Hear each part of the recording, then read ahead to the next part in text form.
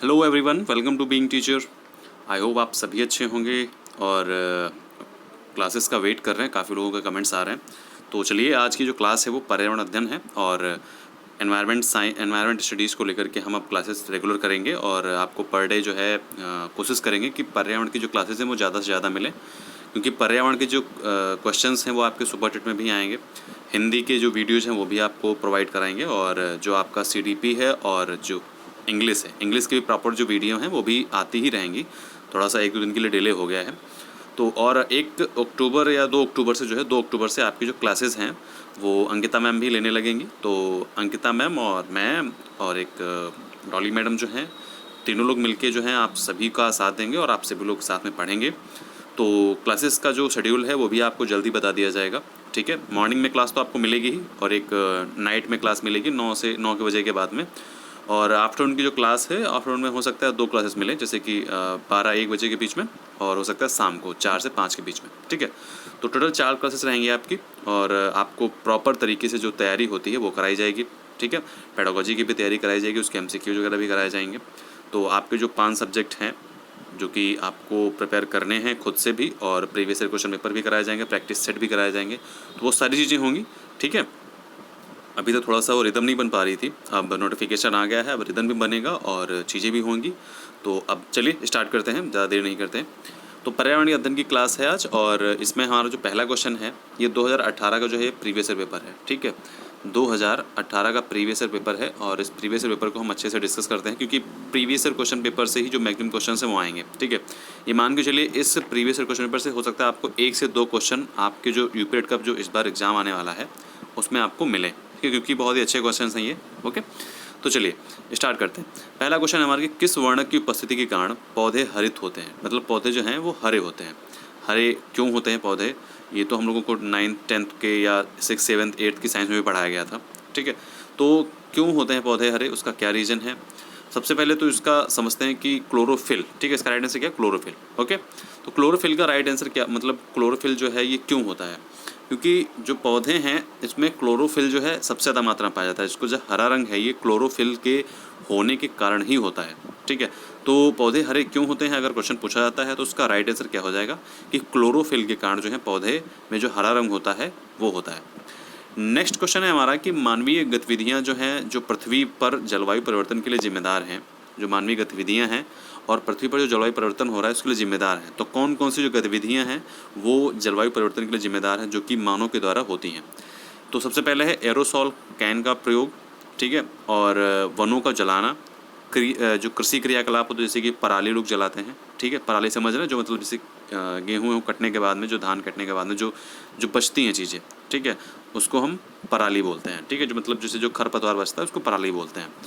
उसके बाद या फिर डी आंसर है उपयुक्त सभी। ठीक है, तो एरोसोल क्या होते हैं, एरोसोल वो होते हैं जो मतलब हवा में बहुत ही छोटे छोटे कण टाइप के होते हैं, उनको हम एरोसोल बोलते हैं। ठीक है, उसके बाद वनों को जलाना, तो वनों को जलाने से क्या होता है, वनों को जलाने से धुआं उठता है। ठीक है, धुएं से क्या होता है, मतलब जो बादल होते हैं, मतलब जो जो सन लाइट्स होती हैं उसको, जैसे कि आपने कभी कभी देखा होगा जो जब ये दिसंबर या जनवरी अक्टूबर या दिसंबर का जो महीना आता है, तो जब ये हो दिवाली का जो टाइप का महीना आता है तो इधर क्या होता है, पंजाब उत्तर प्रदेश आदि जो स्टेट्स में इन सब जगहों पे क्या होता है, पराली जलाते हैं।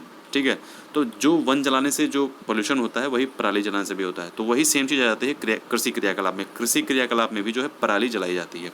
ओके, तो यहाँ पे हम क्या करेंगे, यहाँ पे हमारा जो राइट आंसर हो जाएगा वो क्या हो जाएगा, उपयुक्त सभी। नेक्स्ट क्वेश्चन है कि हमारा यूफॉर्बिक एसी, ठीक है, फैमिली की कौन सी फसल बायोडीजल उत्पन्न करने के लिए जानी जाती है। ठीक है, यूफॉर्बिक एसी फैमिली की कौन सी फसल बायोडीजल, बायोडीजल जानते हैं, मतलब बायोडीजल वो डीजल होता है, मतलब जैसे कि जो पेट्रोल ये सब चीज़ें होती हैं, बायोडीजल जैसे कि ऑर्गेनिक डीजल इसको हमको बोल सकते हैं। ठीक है, मतलब जैसे कि जो जिससे पोल्यूशन कम से कम हो उसी को हम क्या कहते हैं, बायोडीजल कहते हैं। ठीक है, तो यहाँ पे क्या है कि बायोडीजल उत्पन्न करने के लिए कौन सी वो जी है, मतलब कौन सी ऐसी फैमिली है जिसमें बायोडीजल उत्पन्न करने के लिए जानी जाती है। तो ऑप्शन हैं कॉपर लीफ और जेट्रोफा, कैडल नॉट ट्री या फिर सर्पगंधा। तो 123 का जो राइट आंसर है वो क्या हो जाएगा, जेट्रोफा। ठीक है, जेट्रोफा जो एक फैमिली है, ठीक है, यूफॉर्बिएसी की जो फैमिली में जो जेट्रोफा है उससे बायोडीजल उत्पन्न किया जाता है। ठीक है, तो राइट आंसर से क्या हो जाएगा, जेट्रोफा। 124 राइट आंसर हमारा क्वेश्चन है कि जड़ी बूटियों की रानी जड़ी बूटियों की रानी भारत की सबसे पवित्र जड़ी बूटी है। इस औषधीय पौधे का हिंदू धर्म में बहुत महत्व है और इसका वनस्पतिक जो नाम है वो ऑसिमस सैक्टम है। इसको सामान्यतः हम किस नाम से जानते हैं? तो इसका ऑप्शन है अजवाइन के फूल, रोजमेरी, धनिया या फिर तुलसी। तो राइट आंसर इसका क्या हो जाएगा? इसका राइट आंसर क्या होगा? मतलब जिसको हम लोग, कौन सी ऐसी जड़ी बूटी है जिसको हम जड़ी बूटियों की रानी कहते हैं, ठीक है, मतलब किसको हम नॉर्मली यूज करते हैं, डेली रूटीन में भी हम चाहे तो यूज करते हैं। और लोग कहते हैं कि सबसे पहले अगर आप सुबह उठ के वो खाते हैं तो आप खाली पेट अगर खाते हैं तो आपके लिए वो बहुत ही हेल्पफुल रहती है, मतलब बहुत ही आपके लिए अच्छी रहती है। तो इसका राइट आंसर क्या हो जाएगा? तुलसी। जी हाँ, तुलसी जो है वो आपके लिए हर तरीके से मतलब बेनिफिट रहती है, उसका बेनिफिशियल रहती है। ठीक है, नेक्स्ट क्वेश्चन हमारा, पीने के लिए सुरक्षित पानी को क्या कहते हैं? तो पीने के लिए सुरक्षित पानी को हम क्या कहते हैं? ताज़ा जल, आशुद्ध जल, पीने योग्य पानी या नल का पानी। तो पीने योग्य पानी जो सुरक्षित पानी है उसको हम क्या बोलते हैं? उसको हम बोलते हैं पीने योग्य पानी। ठीक है, पीने के जो पानी है उसको सुरक्षित पानी को हम क्या बोलते हैं? पीने योग्य पानी। अब नल के पानी में कोई ज़रूरी थोड़ी कि पीने योग्य पानी ही आ रहा हो, और ताज़ा जल जो होता है वो कोई ज़रूरी नहीं हो कि वो पीने योग्य, क्योंकि उसमें बहुत सारी मतलब जो जड़ी बूटियाँ हैं, मतलब वो सब, जैसे कि मान लीजिए कोई ताज़ा जल निकाला जा रहा है, ठीक है। अब ताज़ा जल तो जैसे कि जब आप क्या बोलते हैं वो, जब वो होता है बोरिंग वगैरह होती है तो उसमें भी तो एक पानी निकलता है, तो उससे भी तो जल निकलता है, वो भी ताज़ा ही होता है, लेकिन आप उसको नहीं पी सकते हो। ठीक है, तो इस तरीके से यहाँ पे जो राइट आंसर हो जाएगा क्या हो जाएगा? पीने योग्य पानी। तो पीने योग्य पानी को हम सुरक्षित पानी ही कह सकते हैं। नेक्स्ट हमारा कि वर्ष 1984 को भोपाल गैस त्रासदी में से कौन सी गैस रिसाव के कारण जो ये दुर्घटना हुई थी? ठीक है, ऑप्शन है आपके मीथेन। 1984 की भोपाल गैस त्रासदी पता है, उसमें मतलब हज़ारों लोग मारे गए थे। ठीक है, एग्जैक्ट मुझे नहीं पता, लेकिन हज़ारों लोग मारे गए थे। फिर अपना इसके ऑप्शन है मीथेन, किस गैस के कारण हुआ था? Methane, nitrous oxide, methyl isocyanide और कार्बन मोनोऑक्साइड। तो इसका राइट आंसर क्या हो जाएगा बताइए? बहुत ही कॉमन क्वेश्चन है, क्वेश्चन ये आ सकता है, इंपॉर्टेंट क्वेश्चन है ये। ओके, तो इसको नोट कर लीजिएगा, ये इंपॉर्टेंट क्वेश्चन है, इसको आप चाहें तो इसको कहीं भी कॉपी में नोट कर सकते हैं। भोपाल गैस त्रासदी 1984 किस गैस के कारण हुई थी? Methyl isocyanide gas. ठीक है, तो ये मिथाइल आइसोसाइनाइड गैस के कारण आपकी जो है भोपाल गैस त्रासदी हुई थी। नेक्स्ट क्वेश्चन है हमारा, विश्व पर्यावरण दिवस कब मनाया जाता है? विश्व पर्यावरण दिवस कब मनाया जाता है? ऑप्शन 5 जून, 2 दिसंबर, 16 सितंबर और 11 जुलाई। तो राइट आंसर क्या हो जाएगा बताइए? यहाँ पे 5 जून जो है वो क्या है? इसका राइट आंसर है 5 जून को हम पर्यावरण दिवस मनाते हैं। 5 जून को क्या मनाते हैं? पर्यावरण दिवस। वेरी इंपॉर्टेंट क्वेश्चन है। ठीक है, फिर नेक्स्ट क्वेश्चन है हमारा कि MS स्वामीनाथन एक हैं। MS स्वामीनाथन क्या है? MS स्वामीनाथन आपके नाम सुना होगा कि MS स्वामीनाथन क्या है? पारिस्थितिकी वैज्ञानिक हैं, पत्रकार हैं, कृषि वैज्ञानिक हैं या पक्षी वैज्ञानिक हैं? ठीक है, तो पारिस्थितिकी वैज्ञानिक समझ रहे हैं, मतलब जो पर्यावरण से रिलेटेड चीज़ें होती हैं वो पारिस्थितिकी वैज्ञानिक में आती हैं। ठीक, कृषि वैज्ञानिक वो तो जिसको कृषि से संबंधित होती हैं, पत्रकार तो जर्नलिस्ट होते हैं, और पक्षी वैज्ञानिक जो मतलब जिनको पक्षियों का, जो पशु पक्षियों का जिनको नॉलेज होता है। तो इसका राइट आंसर क्या हो जाएगा? सभी लोगों को अधिकतर पता है क्योंकि बहुत ही कॉमन क्वेश्चन है और हो सकता है ये पूछ भी लिया जाए, तो इसको भी आप नोट डाउन कर सकते हैं। ठीक है, तो राइट आंसर क्या हो जाएगा? कृषि वैज्ञानिक। ठीक है, MS स्वामीनाथन के माध्यम से ही जो है वो ग्रीन रेवोल्यूशन आया था। ठीक है, आपने ग्रीन रेवोल्यूशन पढ़ा होगा। ग्रीन रेवोल्यूशन जो है MS स्वामीनाथन की, मतलब एक तरीके से कह सकते हैं इनका बहुत ही उसमें योगदान रहा था। हमारा नेक्स्ट क्वेश्चन है कि wild life institute of India WII, ठीक है, wild life institute of India WII कहाँ पे स्थित है?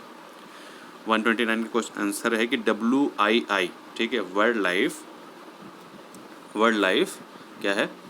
World life institute of India WII कहाँ पे स्थित है बताइए आप लोग? तो इसका राइट आंसर क्या हो जाएगा? अहमदाबाद, कोयम्बटूर, नई दिल्ली, देहरादून, क्या है इसका राइट आंसर? 129, इसका राइट आंसर क्या हो जाएगा? वर्ल्ड लाइफ ऑफ इंडिया क्या हो जाएगा? देहरादून। ठीक है, WII। ठीक है, तो WII की स्थापना कहाँ पे है? देहरादून में है। ओके, नेक्स्ट क्वेश्चन है हमारा कि प्रकाश संश्लेषण के दौरान हमारे पौधे निम्न में से किसे सूंघ लेते हैं? जब प्रकाश संश्लेषण होता है, आपने सुना होगा जो पौधे हैं प्रकाश संश्लेषण के माध्यम से मतलब अपना भोजन बनाते हैं, आपने सुना होगा। ठीक है, क्योंकि ये 6-7 में पढ़ाया जा चुका है। तो प्रकाश संश्लेषण के माध्यम से क्या होता है, क्या करते हैं पौधे जो है अपना भोजन बनाते हैं प्रकाश संश्लेषण से। तो उस प्रकाश संश्लेषण करते किससे हैं, मतलब कौन सी गैस होती है? कार्बन डाइऑक्साइड होती है, ठीक है, हीलियम होती है, नाइट्रोजन होती है, ऑक्सीजन होती है, किसके माध्यम से होती है? तो राइट आंसर क्या हो जाएगा यहाँ पे? कार्बन डाइऑक्साइड, ठीक है, क्योंकि कार्बन डाइऑक्साइड के माध्यम से जो है प्रकाश संश्लेषण जो है करते हैं और पौधे जो हैं अपना खाना बनाते हैं। प्रकाश संश्लेषण किसकी उपस्थिति में होता है, आपका क्वेश्चन बन रहा है, बताइए प्रकाश संश्लेषण किसकी उपस्थिति में होता है? तो सूरज की उपस्थिति में, सन की उपस्थिति में प्रकाश संश्लेषण जो है वो अच्छी तरीके से होता है। ओके, फिर जो है नेक्स्ट क्वेश्चन है हमारा कि अपशिष्ट उत्पादों को खाने वाले जीवों को कहा जाता है। अपशिष्ट उत्पादों को खाने वाले जीवों को क्या कहते हैं? अवशिष्ट उत्पाद पहले क्या होते हैं ये समझ लीजिए, ठीक है। अवशिष्ट उत्पाद वो उत्पाद होते हैं जो मतलब जिनका जो है जो मनुष्य हैं जो मनुष्य हैं वो दैनिक मतलब जो दैनिक रूटीन होता है, डेली रूटीन होता है, उसमें उसका उपयोग नहीं करते हैं। अपशिष्ट उत्पाद वो होता है जो बचा खुचा उत्पाद होता है, मतलब जिसका हम लोग बहुत मतलब एक तरीके से कह सकते हो ना मतलब एकदम यूज नहीं करते हैं, ठीक है। तो अपशिष्ट उत्पाद वही उत्पाद होते हैं जो बचा खुचा उत्पाद होता है, जैसे कि हम लोग जो खाना खाते हैं, खाना खाने के बाद जो चीज़ें बच जाती हैं उसको हम अवशिष्ट उत्पाद कहते हैं, ठीक है। तो इसी तरीके से अवशिष्ट उत्पाद बहुत प्रकार के होते हैं, जैसे कि कह सकते हो कि जो डेड बॉडी होती है वो भी एक अवशिष्ट उत्पाद ही है, क्योंकि उसका फिर हमारे मतलब हमारे लिए कोई यूज नहीं रहता है। ओके, तो अवशिष्ट उत्पाद का मतलब क्या आता है? जो चीज़ बची खुची हो। ओके, तो यहाँ पे क्या है, अवशिष्ट उत्पादों को खाने वाले जीवों को हम क्या कहते हैं, ठीक है। तो यहाँ पे क्या है, साग बच्ची। तो साग बच्ची तो हम जो मतलब आई थिंक शाकाहारी जो बच्चियाँ होते हैं, मतलब जो शाकाहारी चीज़ें खाते हैं उसको हम साग बच्ची मतलब वो लोग होते हैं। मांस भक्षी तो जो मांस खाते हैं वो होते हैं। रसायन भक्षी तो जो रसायन मतलब का वो करते हैं, ग्रहण करते हैं, वो रसायन भक्षी के। मृतक भक्षी, तो यहाँ पे करेक्ट हो जाएगा मृतक भक्षी, ठीक है। तो मृतक भक्षी जो होते हैं वो अवशिष्ट उत्पादों को खाते हैं, ठीक है। तो 131 का राइट आंसर क्या हो जाएगा? मृतक भक्षी। नेक्स्ट है कि तप्त भौम जल से किस प्रकार की ऊर्जा प्राप्त होती है? तप्त भौम जल, ठीक है। तप्त मतलब क्या होता है? गर्म, ठीक है। तो गर्म जो भौम जल होता है मतलब अंदरूनी जो गर्म भौम जल होता है उससे हमें किस प्रकार की ऊर्जा प्राप्त होती है, ठीक है। तो अब अगर तप्त भौम जल की बात आई तो यहाँ पे क्या हो जाएगा, मतलब भूतापीय हो जाएगा, ठीक है। कैसे होता है? देखिए सौर नहीं होगा, ठीक है, कि भौम जल से सौर का कोई मतलब ही नहीं है, ठीक है। जल विद्युत, यहाँ पे भी कोई भौम जल से कोई जल विद्युत हम थोड़ी बना लेंगे, जल विद्युत तो डैम वगैरह से बनते हैं, नाभिकीय ऊर्जा इससे नहीं बन सकती है, ठीक है। भूतापीय ऊर्जा बन सकती है, क्यों? क्योंकि वो भौम जल है, मतलब पृथ्वी के अंदर से वो गर्म जल के रूप में निकलता है, तो उससे क्या बन सकती है? भूतापीय ऊर्जा बन सकती है, ठीक है। तो राइट आंसर क्या हो जाएगा आपका? भूतापीय ऊर्जा। ओके, फिर नेक्स्ट है कि 16 घास कहाँ पाए जाते हैं? जो 16 घास स्थल होते हैं ये कहाँ पाए जाते हैं? ऑप्शन हैं आपके हिमालय, पूर्वी घाट, पश्चिमी घाट, विंध्याचल, ठीक है। हिमालय समझ रहे ना, हिमालय एक नहीं, हिमालय के 3 पार्ट हैं, ठीक है। ग्रेट हिमालय, मिड हिमालय और क्या है, लघु हिमालय, ठीक है। तो इसका राइट आंसर क्या हो जाएगा बताइए? ए हिमालय होगा, दूसरा पश्चिमी घाट हो गया। पश्चिमी घाट कहाँ पाया जाता है आपको बताते हैं, ठीक है। देखिए ज्योग्राफी थोड़ा सा अच्छी है मेरी तो मैं आपको समझा ही देता हूँ। देखिए पश्चिमी घाट कहाँ पाया जाता है? तो पश्चिमी घाट आपका इधर साइड में पाया जाता है, ठीक है। ये आपका ईस्टर्न पार्ट हो गया और ये आपका हो गया, ठीक है, ये आपका हो गया वेस्टर्न पार्ट, ठीक है। पश्चिमी घाट को हम वेस्टर्न पार्ट बोलते हैं और ये हो गया आपका ईस्टर्न पार्ट। ओके, तो पूर्वी घाट ये हो गया, इसको पूर्वी घाट बोलेंगे और पश्चिमी घाट बोलेंगे इसको। अब विंध्याचल कहाँ पाया जाता है, ठीक है, और हिमालय। तो पहले इसका राइट आंसर बताइए कि 16 जो घास स्थल हैं वो कहाँ पाए जाते हैं? 16 घास स्थल कहाँ पाए जाते हैं? 133 का राइट आंसर हो जाएगा बी, पश्चिमी घाट में, ठीक है। पश्चिमी घाट में जो है 16 घास स्थल पाए जाते हैं। इस चीज़ को याद रखना थोड़ा इंपॉर्टेंट हो जाता है, क्योंकि देखिए पश्चिमी घाट और पूर्वी घाट में जितनी भी चीज़ें पाई जाती हैं वो सभी के लिए वो सभी चीज़ें इंपॉर्टेंट हैं, ठीक है।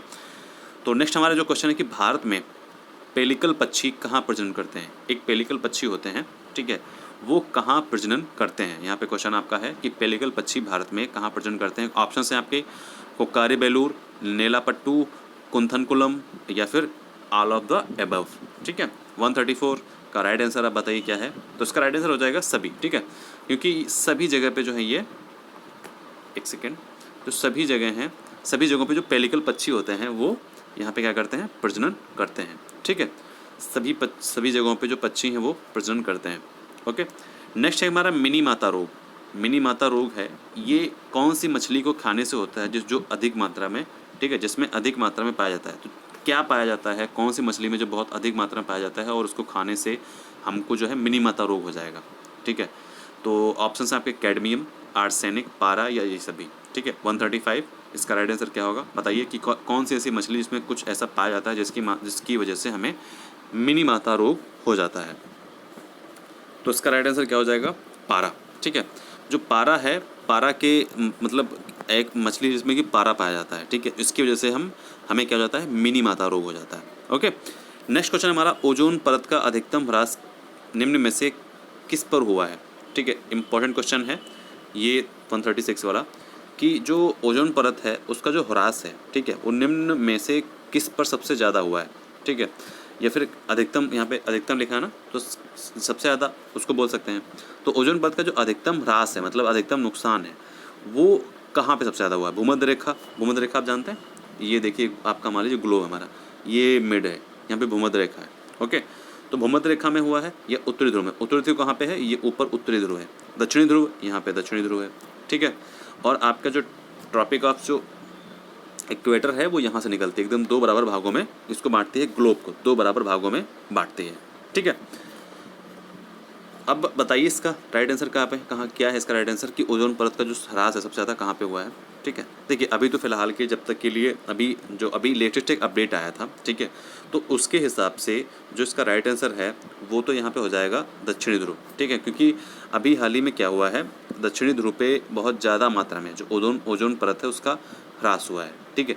तो ओजोन परत का जो नुकसान है वो सबसे ज़्यादा कहाँ पे हुआ है, वो दक्षिणी ध्रुव पे माना गया है, ठीक है। उत्तरी ध्रुव पे भी हुआ था, ठीक है, लेकिन यहाँ पे लिखा है अधिकतम मात्रा में, ठीक है, अधिकतम ह्रास कहाँ पे हो, तो वो दक्षिणी ध्रुव में हुआ है। नेक्स्ट हमारा जो क्वेश्चन है वो इनमें से कौन भारत का प्रथम मुख्य न्यायाधीश था, ठीक है, कौन भारत का प्रथम मुख्य न्यायाधीश था, ठीक है, बताइए। ऑप्शन आपके हीरालाल जी कानिया, एम पतंजलि शास्त्री, ठीक है, मेहर चंद महाजन और SR दास। कौन जो है भारत के प्रथम मुख्य न्यायाधीश थे? 137, इसका राइट आंसर क्या हो जाएगा? हीरालाल जी कानिया, ठीक है। ये क्वेश्चन ज़्यादा नहीं पूछे जाते हैं बट इस बार पूछ लिया गया है, मतलब 2018 का हम पेपर सॉल्व कर रहे हैं, तो 2018 में पूछा गया था कि मतलब भारत के प्रथम मुख्य न्यायाधीश क्या है। एक तरीके से ये हिस्ट्री का क्वेश्चन हो जा रहा है, लेकिन मतलब एनवायरमेंट स्टडीज़ है तो इसमें सभी चीज़ों को पूछ लिया जाता है, ठीक है। और एक तरीके से कहते हैं ये पॉलिटी का भी क्वेश्चन है, ओके। तो यहाँ पे जो प्रथम मुख्य न्यायाधीश थे भारत के, याद रखना कि हीरालाल जी कानिया जो है वो भारत के प्रथम मुख्य न्यायाधीश थे। फिर नेक्स्ट है कि रेड डाटा बुक जो है वो किससे संबंधित है? रेड डाटा बुक जो है वो किस, देखिए रेड से आप इंडिकेशन कर सकते हैं। रेड का मतलब यहाँ पे समझ लीजिए मतलब कोई बहुत ही बड़ी प्रॉब्लम वाली किताब है जिसमें मतलब चीज़ें लिखी जा रही हैं, मतलब अलर्ट वाली कोई बुक है जिसमें कि चीज़ें कुछ विलुप्त हो रही हैं या फिर कुछ चीज़ें घट रही हैं, कुछ चीज़ें ऐसा हो रहा है जिसमें कि रेड डाटा बुक उसका नाम दिया गया है, ठीक है। तो यहाँ पे रेड से ही आप ये गेस कर सकते हैं कि मतलब कोई ऐसी चीज़ है, ठीक है, जो मतलब अलर्टेबल है, मतलब यहाँ पे जो इसके लिए अलर्ट किया जा रहा है।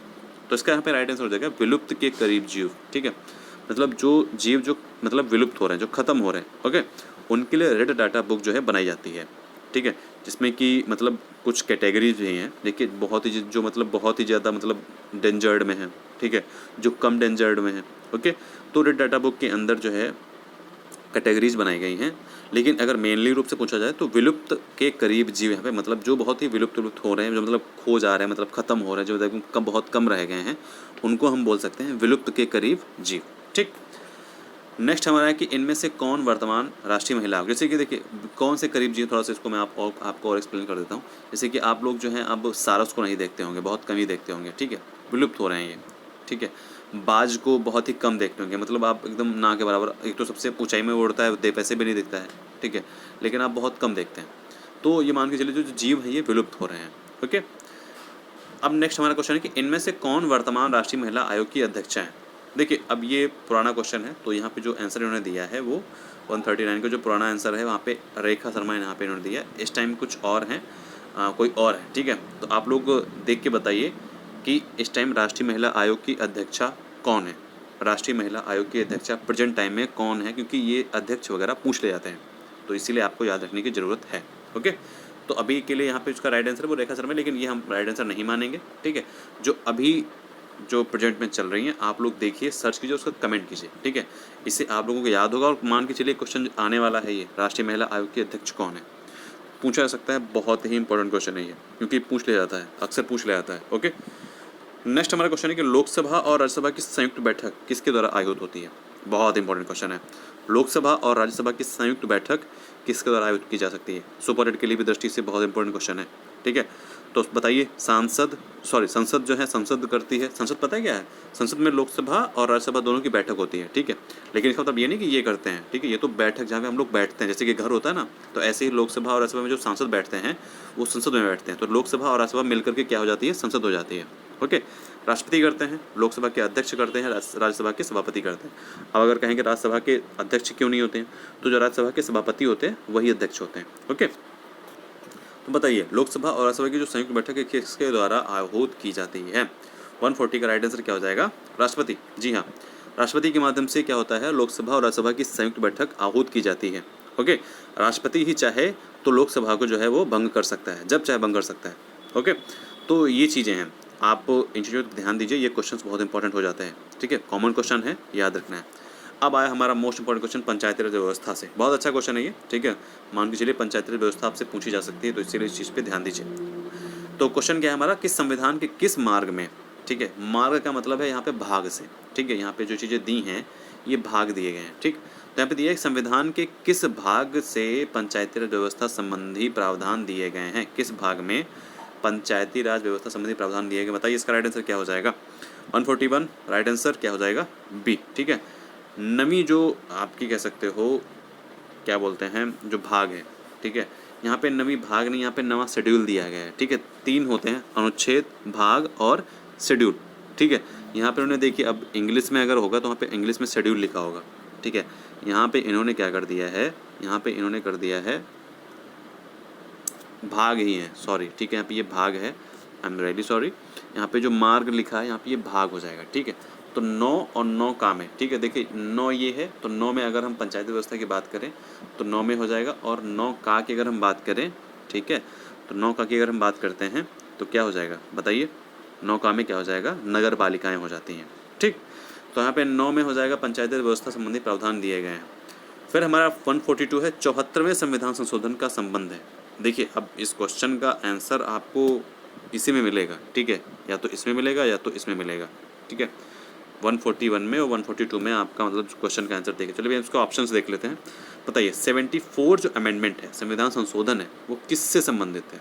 ठीक है, 74 जो संविधान संशोधन है वो किससे संबंधित है? राष्ट्रपति की शक्तियों से, ग्रामीण स्थानीय सुशासन से, ठीक है, या फिर आपका जो है शहरी स्थानीय स्वशासन थे, या फिर संसद की शक्तियों से। 142 राइट आंसर बताइए। ठीक है, 74वां जो संविधान संशोधन था, 73वां किससे संबंधित था? 73वां किससे था आपका, मतलब जो वही पंचायती राज व्यवस्था से। ठीक है, पंचायती राज व्यवस्था से जो है वो स्थानीय स्वशासन था, मतलब ग्रामीण लेवल पे था वो। ठीक है, 73rd जो था वो पंचायती राज व्यवस्था से संबंधित था। 74th क्या है, नगर पालिका से संबंधित अमेंडमेंट हुआ था। ठीक है, तो शहरी स्थानीय स्वशासन से संबंधित था ये।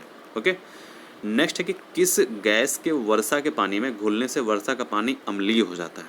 देखिए, पहली बात तो अम्लीय बारिश कब होती है ये जानना जरूरी है। जैसे कि जब बारिश का मौसम आता है और जो पहली बारिश होती है वो एसिडिक बारिश होती है, अम्लीय बारिश होती है, उसमें नहाना नहीं चाहिए। उससे क्या होता है, फफोले पड़ जाते हैं, फाले पड़ जाते हैं पूरे शरीर में। ठीक है, तो पहली बारिश अगर हो तो उससे हमको नहाना नहीं चाहिए। ओके, तो यहाँ पे ये कह रहे हैं कि कौन सी ऐसा मतलब गैस है जिसकी वजह से पानी जो है वो अम्लीय हो जाता है। 143 के जो ऑप्शंस हैं, carbon dioxide, nitrogen monoxide, hydrogen peroxide या फिर सल्फर डाइऑक्साइड। बताइए इसका राइट आंसर क्या है? 143 राइट आंसर क्या है? तो सल्फर डाइऑक्साइड इसका राइट आंसर है, कि सल्फर डाइऑक्साइड के मिलने से क्या जाता है कि पानी जो है वो अम्लीय हो जाता है, एसिडिक हो जाता है। ओके, नेक्स्ट क्वेश्चन हमारा कि भारतीय संविधान में विधि का शासन, बहुत अच्छा क्वेश्चन है ये। भारतीय संविधान में विधि का शासन जो विचार है वो कहाँ से लिया गया है? ठीक है, बताइए भारतीय संविधान में जो विधि का शासन है वो कहाँ से लिया गया है? 144 आपके ऑप्शंस हैं, स्विट्जरलैंड, इंग्लैंड, अमेरिका और आयरलैंड। बताइए राइट आंसर क्या हो जाएगा इसका? 144 राइट आंसर इसका इंग्लैंड। जो विधि का शासन है वो इंग्लैंड से लिया गया है। ठीक है, राइट आंसर क्या हो जाएगा इसके यहाँ पे? इंग्लैंड। ओके, स्विट्जरलैंड नहीं है, इंग्लैंड है, ध्यान रखिएगा। जो विधि का शासन है एक मतलब ये कहाँ से लिया गया? इंग्लैंड से। ओके, आयरलैंड से क्या लिया गया बताइए? आयरलैंड से बताइए क्या लिया गया? नीति निर्देशक तत्व। ठीक है, DPSP, direct principle of state policy. Okay, तो DPSP। नेक्स्ट हमारा अमेरिका से क्या लिया गया बताइए? अमेरिका से क्या लिया गया? वैसे तो अमेरिका से बहुत कुछ लिया गया है, लेकिन जो मूल चीज़ है जिसके दम पे आज हम जी रहे हैं, जो चीज़ आज हमारे पास हमारे राइट्स है, बताइए कौन सी चीज़ है? Fundamental rights. ठीक है, सबसे पहले जो है अमेरिका में फंडामेंटल राइट्स की बात आई थी। ठीक है, तो अब फंडामेंटल राइट्स जो है वो अमेरिका से लिए गए हैं। ओके, नेक्स्ट हमारा कि लोकसभा में चुनाव हेतु अधिसूचना कौन जारी करता है? लोकसभा में चुनाव हेतु अधिसूचना कौन जारी करता है? बताइए। लोकसभा जो चुनाव है तो सूचना कौन जारी करता है? गृह मंत्रालय, भारत का निर्वाचन आयोग, लोकसभा, राष्ट्रपति। बहुत अच्छा क्वेश्चन है, इजी क्वेश्चन है। ईवीएस तो बहुत सरल आता है, ठीक है। अगर आप तब भी नहीं कर पा रहे हैं तो मैं ये मान के चलिए आपकी ईवीएस में 30 सही कराऊंगा, गारंटेड है। बहुत अच्छा क्वेश्चन है, वेरी इंटरेस्टिंग। बताइए 145 राइट आंसर क्या हो जाएगा? भारत का निर्वाचन। सिंपल सी बात, चुनाव कौन करवाता है? भारत का निर्वाचन आयोग। कहीं भी अगर चुनाव होगा तो या तो वो स्टेट जो भारत का निर्वाचन आयोग ही कराएगा, वो भारत का निर्वाचन आयोग ही होगा, ना कि अमेरिका का, ना कि नेपाल का, ना कि भूटान का, ना कि श्रीलंका का। कहाँ का आयोजन होगा? भारत का निर्वाचन, ना कि गृह मंत्रालय नहीं कराएगा, ठीक है, राष्ट्रपति नहीं कराएगा, लोकसभा नहीं कराएगा। क्यों? क्योंकि चुनाव करवाने का जो काम है वो किसका है? निर्वाचन आयोग का है। तो चुनाव कौन कराएगा? भारत का निर्वाचन आयोग। अधिसूचना कौन जारी करेगा? भारत का निर्वाचन आयोग। ओके, तो चुनाव की सारी जिम्मेदारियां किस पर होती हैं? भारत के निर्वाचन आयोग पे। नेक्स्ट क्वेश्चन हमारा है कि लोकसभा की कार्रवाई के प्रथम घंटे को क्या कहते हैं? बहुत अच्छा क्वेश्चन है, वेरी इंटरेस्टिंग। लोकसभा की कार्यवाही जब होती है, आप लोगों ने सुना होगा कि लोकसभा की बैठक चल रही है, तो उसको जो जैसे कि लोकसभा शुरू, जैसे कि आप क्लास करने जाते थे तो क्लास में पहले आपका पीरियड कौन सा होता था? मैथ, साइंस, हिंदी, ठीक है, कौन सा होता था? मान लीजिए हिंदी, इंग्लिश होता था, ठीक है, मान लेते हैं इंग्लिश होता था। सुबह सुबह आपको इंग्लिश पढ़ाई जाती थी। ओके, तो इंग्लिश का जो पीरियड होता था उसको मैं कहते थे इंग्लिश पीरियड कहते थे, ठीक है। सुबह सुबह क्या है? इंग्लिश पीरियड है। ऐसे ही लोकसभा का भी जो क्लास चलता है उसमें सबसे पहले काल क्या होता है? शून्य काल होता है, विशेषाधिकार काल होता है, सार्वजनिक काल होता है या प्रश्न काल होता है?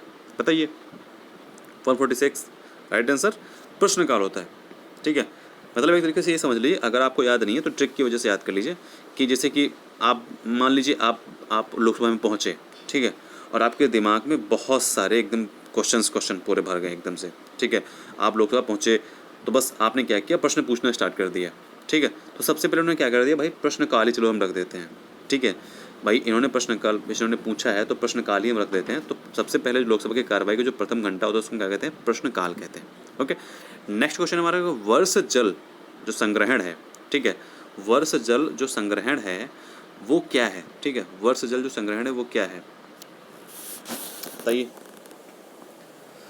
जो वर्षा जल संग्रहण है वो क्या है? इसका राइट आंसर क्या हो जाएगा? पानी का, इसका ऑप्शंस क्या हैं?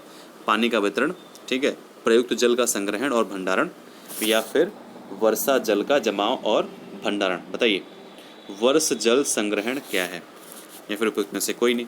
147 राइट आंसर बताइए क्या है? वर्षा जल का जमाव और भंडारण।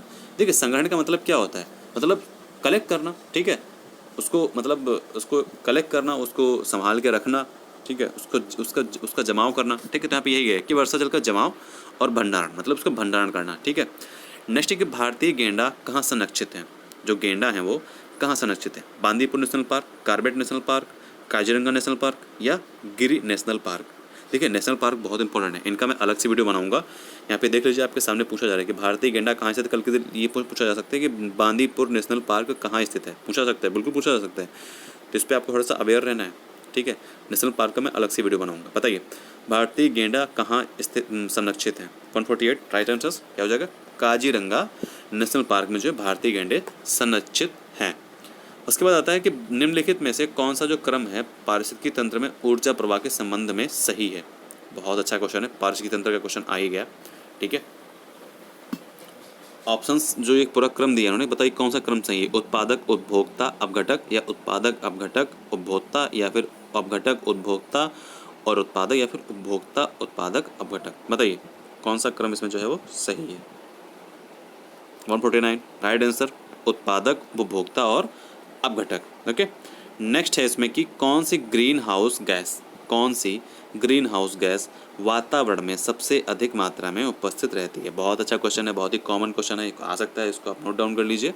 बताइए 150 क्वेश्चन जो नंबर है, लास्ट क्वेश्चन हमारा, कौन सी ग्रीन हाउस गैस वातावरण में सबसे अधिक मात्रा में उपस्थित रहती है? कार्बन डाइऑक्साइड, नॉर्मल सी चीज़ है, कार्बन डाइऑक्साइड जो है वो वातावरण सबसे अधिक मात्रा में उपस्थित रहती है। ओके, तो चलिए आज का जो सेशन है वो कंप्लीट हो गया हमारा। ओके, जल्दी मिलते हैं नेक्स्ट सेशन में। आज के आपके जो वीडियो है 2 से 3 रहेंगे, पूरी कोशिश रहेगी। और जो सबसे पहले जो प्रीवियस ईयर क्वेश्चन पेपर्स हैं जो इंपॉर्टेंट हैं सारे के सारे मैं वो डिस्कस करूँगा, जिससे कि जो आपका प्रीवियस ईयर के जो क्वेश्चंस हैं, ठीक है, वो आपके दिमाग में एकदम बैठ जाए, ठीक है। आई होप कि आपके सारे क्वेश्चंस आपको याद हो गए होंगे। तो अगर आपको क्वेश्चन जो कितने नहीं हो पाए, कितने आपको नहीं हो पाए, एक्सपेक्टेड मतलब बताइए कि आप लोगों ने, आपने 4 नहीं कर पाए, 5 नहीं कर पाए, ठीक है। तो ध्यान रखिए अपना, मिलते हैं नेक्स्ट वीडियो में। तैयारी करते रहिए, रुकना नहीं है। ओके, रिजल्ट्स का वेट मत करिए, रिजल्ट्स आएगा, ओके, लेकिन सुपर टेट को ध्यान में रखते हुए हम लोग तैयारी करेंगे। ठीक है, यूपी टेट की तैयारी करनी ही करनी है, लेकिन हम लोग सुपर टेट की तैयारी ध्यान में रखते हुए करेंगे। ओके, चलिए नेक्स्ट वीडियो में मिलते हैं, बाय बाय।